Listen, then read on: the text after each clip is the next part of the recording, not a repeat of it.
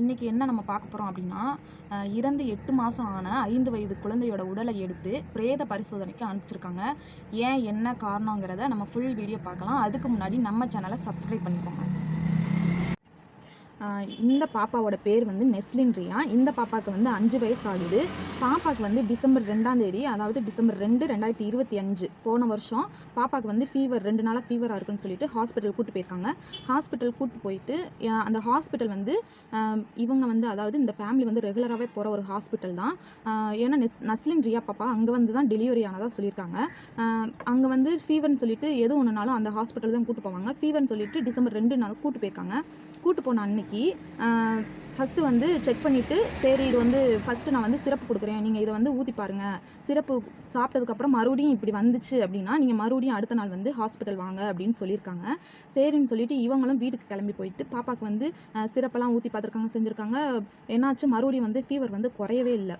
மறுபடியும் ஃபீவர் குறையல. அடுத்த நாள் வந்து வாமிட் சென்ஸ் வந்து அதிகமாக இருந்திருக்கு. பாப்பா வந்து ரொம்பவே டயர்ட் ஆகிட்டாங்க. மறுபடியும் ஹாஸ்பிட்டல் கூப்பிட்டு போயிருக்காங்க. கூப்பிட்டு போயிட்டு இவங்க சொல்லவும், சரி பாப்பா வந்து ரொம்ப டயர்டாக இருக்காங்க, சாப்பிடாம வேற இருக்காங்க, அதனால வந்து நாங்கள் வந்து ட்ரிப்பு போடுறோம், பாப்பாவுக்கு வந்து ட்ரிப்பு போட்டுக்கோங்க, அப்போ தான் கொஞ்சம் வந்து எனர்ஜியாக இருக்கும் பாப்பாவுக்கு. சரின்னு அன்னைக்கு அட்மிட் ஆகி பாப்பாவுக்கு வந்து ட்ரிப்பு போடுறாங்க. ட்ரிப்பு போட்டு சரி அடுத்து வந்து எதுவும் வந்து ஃபீவர் எதனால் இப்படி வருதுன்னு சொல்லிட்டு இருக்காங்க. நிறைய டெஸ்ட் எடுத்திருக்காங்க. நிறைய டெஸ்ட் எடுத்து பார்த்ததுல வந்து பாப்பாவுக்கு வந்து மலேரியா, டெங்கு, வைரஸ் ஃபீவர், இந்த மாதிரி டைஃபாய்டு, இந்த மாதிரி எந்த ஒரு ஃபீவரும் இல்லை, நார்மல் அப்படின்னு சொல்லியிருக்காங்க. சரி நீங்கள் வந்து ட்ரிப்பு இறங்கினதுக்கப்புறம் பாப்பா வந்து டிஸ்சார்ஜ் பண்ணி வீட்டுக்கு கூப்பிட்டு போய்க்கோங்க அப்படின்னு சொல்லியிருக்காங்க. பாப்பாவுக்கு வந்து 3 மணி 3:30க்கெலாம் வந்து பாப்பாவுக்கு வந்து ட்ரிப்பு இறங்கிருச்சு. அதனால் வந்து நீங்கள் ட்ரிப்பு இறங்கிருச்சு நைட்டு, அதாவது காலையில் 3:30க்கெலாம் ட்ரிப்பு இறங்கிருச்சு. பாப்பா வந்து கூப்பிட்டு போகலாம் அப்படின்னு சொல்லிட்டு நர்ஸுக்கிட்ட வந்து இன்ஃபார்ம் பண்ணியிருக்காங்க. நர்ஸ் என்ன சொல்லியிருக்காங்க அப்படின்னா, சரி ட்ரிப்பு இறங்கிருச்சு அப்படின்னு சொல்லிட்டு நர்ஸ்கிட்ட இன்ஃபார்ம் பண்ணி நாங்கள் டிஸ்சார்ஜ் ஆகிறோம் அப்படின்னு சொல்லியிருக்காங்க. அதுக்கு வந்து நர்ஸ் என்ன சொல்லியிருக்காங்க அப்படின்னா, இல்லை இப்போ வந்து 6 மணிக்கு வந்து டாக்டர் வந்துருவாங்க, நீங்கள் டாக்டரை வந்து கன்சல்ட் பண்ணிவிட்டு நீங்கள் கிளம்புங்க அப்படின்னு சொல்லியிருக்காங்க. சரின்னு இவங்களும் என்ன செஞ்சுருக்காங்க, பாப்பா வந்து வீட்டுக்கு போகணுன்னு ரொம்பவே அழுதுருந்துக்கிற நேரத்தில் ஏதோ சமாதானப்படுத்தி செஞ்சு வச்சுட்டாங்க. 6 மணிக்கு வர்ற நேரத்தில் வந்து டாக்டர் வர்ற நேரத்தில் டைமில் பாப்பாவுக்கு வந்து லூஸ் மோஷன் வேறு போக ஆரம்பிச்சிருச்சு. லூஸ் மோஷன் போகவும் மறுபடியும் வந்து நர்ஸ்கிட்ட இன்ஃபார்ம் பண்ணுறாங்க, இன்னும் டாக்டர் வரலையா, பாப்பா வந்து லூஸ் மோஷன் வேறு போகிறாங்க, ரொம்ப டயர்டாக இருக்காங்க அப்படின்னு சொல்லியிருக்காங்க. மேம் வந்துட்டாங்க, டாக்டர் வந்துட்டாங்க, மேலே வந்து ஓபி பார்த்துக்கிட்டு இருக்காங்க, டாக்டர் நீங்கள் கீழே வந்துருவாங்க, அது வரைக்கும் வெயிட் பண்ணுங்க அப்படின்னு சொல்லியிருக்காங்க. சொன்னதுக்கப்புறம் மறுபடியும் பாப்பா வந்து ஒரு 7 மணி ஆயிடுச்சு. 7 மணி ஆனதுக்கப்புறம் மறுபடியும் ஒரு தடவை லூஸ் மோஷன் போயிருக்குன்னு சொல்லிட்டு மறுபடியும் பாப்பா வந்து டயர்டாயிருக்காங்க.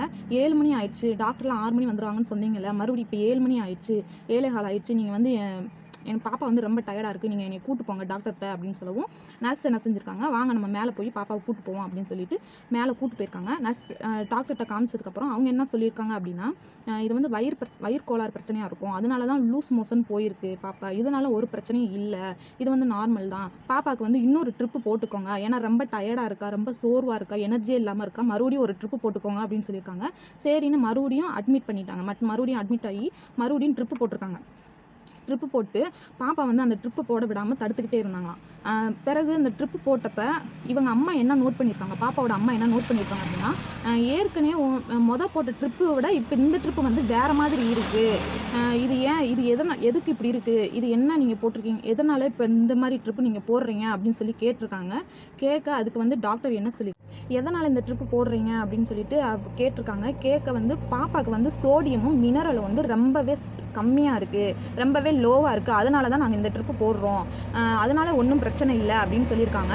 அந்த குழந்தையோட அம்மா என்ன சொல்லியிருக்காங்க அப்படின்னா, நீங்கள் வந்து பாப்பாவுக்கு வந்து பல்ஸ் பாருங்கள் அப்படின்னு சொல்லியிருக்காங்க. பல்ஸ் பார்த்துட்டு அதெல்லாம் ஒன்றும் இல்லை, நார்மல் தான் அப்படின்னு சொல்லிட்டு டாக்டர் சொல்லியிருக்காங்க.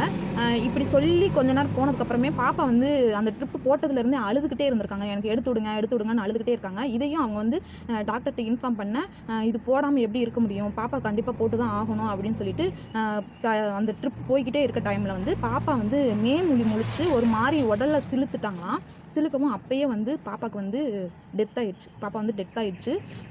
பிறகு என்ன செஞ்சுருக்காங்க அப்படின்னா, உடனே பாப்பா வந்து இறந்துருச்சு, ஒன்றும் பண்ண முடியாது நீ அப்படின்னு சொல்லிட்டாங்க ஹாஸ்பிட்டலில். இவங்களும் என்ன செஞ்சுருக்காங்க அப்படின்னா, பாப்பாவை கொண்டு போய் அடக்கம் பண்ணிவிட்டு கொஞ்ச நாள் கழிச்சு என்ன பண்ணியிருக்காங்க அப்படின்னா, பாப்பா ஹாஸ்பிட்டல் போயிருக்காங்க. ஹாஸ்பிட்டலில் அந்த பாப்பாவோட அம்மா, அப்பா, அந்த அம்மாவோட தம்பிங்க 2 பேர், அவங்க அப்பா எல்லோரும் கூட போயிருக்காங்க. கூட போய் அங்கே ஹாஸ்பிட்டலில் போய் கேட்டிருக்காங்க, எதனால் பாப்பா இறந்தாங்க, எதனால் அந்த சோடியம், கால்சியம், எதுக்கு அந்த குளுக்கோஸ் நீங்கள் ஏற்றுனீங்க, அப்படின்னு சொல்லி கேட்டிருக்காங்க. கேட்டதுக்கு வந்து எந்த ஒரு ரெஸ்பான்ஸும் இல்லாமல் எங்களுக்கு எதுவும் தெரியாது, பாப்பாவுக்கு வந்து வாந்தி காய்ச்சல்னு சொல்லிட்டு தான் நீங்கள் வந்தீங்க, அது வந்து சரியாயிருச்சு, ஆனால் பாப்பா எதனால் இறந்தாங்கன்னு எனக்கு தெரியாது அப்படின்னு சொல்லிட்டாங்க. இந்த அம்மா என்ன பண்ணுற, குழந்தையோட அம்மாவுக்கு வந்து ஒரு கன்ஃபியூஷன் ஏற்பட்டிருக்கு. இவங்க மேலே வந்து எனக்கு சந்தேகமாக இருக்குது, நாங்கள் வந்து நீங்கள் கரெக்டாக பதில் சொல்லலை அப்படின்னா நாங்கள் வந்து கம்ப்ளைண்ட் பண்ணுற மாதிரி இருக்கும் அப்படின்னு ஹாஸ்பிட்டலில் சொல்லியிருக்காங்க. அதுக்கு வந்து அவங்க என்ன சொல்லியிருக்காங்க அப்படின்னா, நீங்கள் என்ன வேணால் பண்ணிக்கோங்க அப்படின்னு சொல்லிட்டு இப்போ போலீஸில் கம்ப்ளைண்ட் பண்ணிட்டாங்க. இதுக்கப்புறம் என்ன நடக்குது எதனால் அப்படின்னு சொல்லிட்டு அவங்களும் நிறைய என்கொயரி எல்லாமே பண்ணியிருக்காங்க. இவங்களும் அதுக்கு ஆன்சர் பண்ணியிருக்காங்க. இப்போ வந்து பாப்பாவுக்கு வந்து எதனால் இறந்தாங்க அப்படின்றதுக்காண்டி இந்த அம்மா வந்து மறுபடியும் அவங்க வந்து கம்ப்ளைண்ட் பண்ணியிருக்காங்க. என்னோட குழந்தைக்கு ஆன மாதிரி மற்ற குழந்தைங்களுக்கு ஆகக்கூடாது அப்படின்றதுக்காண்டி கம்ப்ளைண்ட் பண்ணியிருக்காங்க.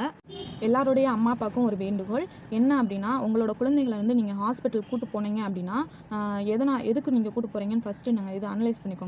ரெண்டாவது, என்ன மெடிசன் கொடுக்குறாங்க, என்ன சிரப் கொடுக்குறாங்க, எதுக்கு இந்த சிரப் கொடுக்குறாங்க, எதனால் இந்த மெடிசன் கொடுக்குறாங்கன்னு நோட் பண்ணிகிட்டே இருங்க. நீங்கள் அவங்ககிட்டே டாக்டர்கிட்டே கன்சல்ட் பண்ணுங்கள், எதுக்கு இதை கொடுக்குறீங்க அப்படின்னு சொல்லிட்டு.